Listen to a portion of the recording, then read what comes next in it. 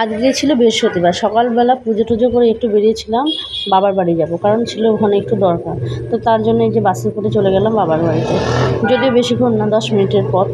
কিন্তু গিয়ে দেখলাম আজকে বাড়িতে মানে আমি যখন বের হই তখন ছিল বৃষ্টি, আর বাবার বাড়িতে পৌঁছে ওখানে দেখলাম প্রচণ্ড রোদ, হাঁটতে পারছে না, এত রোদ। আর বাস থেকে যেহেতু অনেকটা দূরে নামিয়ে দিচ্ছে, এবার টোটোতে উঠতে হবে, তো ভাবলাম না হেঁটেই যাই, এইটুকু রাস্তা হেঁটে চলে যাব। কিন্তু হাঁটতে গিয়ে হলো বিপদ, আমি তো জানি না যে রাস্তাতে পুরো জল। এইবারে পৌরসভা এলাকাতে গিয়ে দেখছি, দেখো রাস্তার কি বেহাল অবস্থা, মানে পুরো রাস্তা জল, কিভাবে যাব? আর একটা বাইক যাক আর গাড়ি যাক যাওয়া যাচ্ছে না, কারণ পুরো জামাটা ভিজে দেবে। মানে যে গাড়িটা যাচ্ছে তার চাকার সাথে জল যাচ্ছে, তার কারণে মানে 5 মিনিটের রাস্তা আমাকে পৌঁছাতে হলো 20 মিনিটে প্রায়, কারণ একটা গাড়ি গেলে তোমার জামা পুরো ভিজে যাবে। কিন্তু আমি তো গিয়ে অবাক, কারণ এই সামান্য বৃষ্টিতে যে রাস্তাতে এইভাবে জল দেখে মনে হচ্ছে। আর এগুলো সব নদীর জল, যেহেতু আমাদের বাড়ির কাছেই নদী, কিন্তু অতটাও কাছে না যে এইটুকু বৃষ্টি হতে জল চলে আসবে। আমি তো ভাবতেই পারিনি যে এখনই বন্যা হয়ে গেছে। ওই জন্য একটু ভিডিও করলাম তোমাদেরকে দেখাবো বলে। যে রাস্তার পাশে আসলে জলটা ড্রেন থেকে উঠে এসছে, একদম নদীর জল দেখো।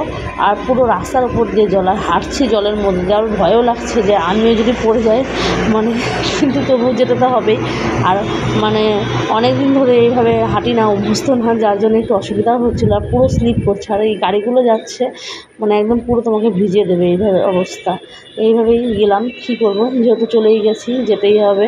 তারপরে গিয়ে বাড়িতে বললাম যে এরকম জল, জানতাম না। আর আশেপাশে দেখছি বাড়িগুলোর ভিতরেও জল চলে গেছে, মানে যেরকম আমি ছোটোবেলাতে আর কি দেখতাম, আমরা যখন ছোটো ছিলাম তখন এইভাবে আমি বন্যা দেখতাম, যে একটু বৃষ্টি হলে আমাদের এখানে জল জমতো। কিন্তু এখন তো ব্যবস্থা আরও উন্নত হয়ে গেছে, এইভাবে জল জমার কথা না, কিন্তু কেন জমেছে জানি না।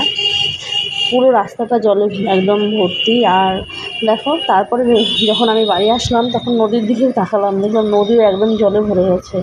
সেই 17 সালের বন্যাতে যেরকম দেখেছিলাম সেই রকমই দেখা যাচ্ছে। আর এই রাস্তার চারিপাশ দিয়ে যা অবস্থা, হাঁটা মানে একদম দায়। যাই হোক, শেষমেশ কষ্ট করে পৌঁছলাম বাড়িতে।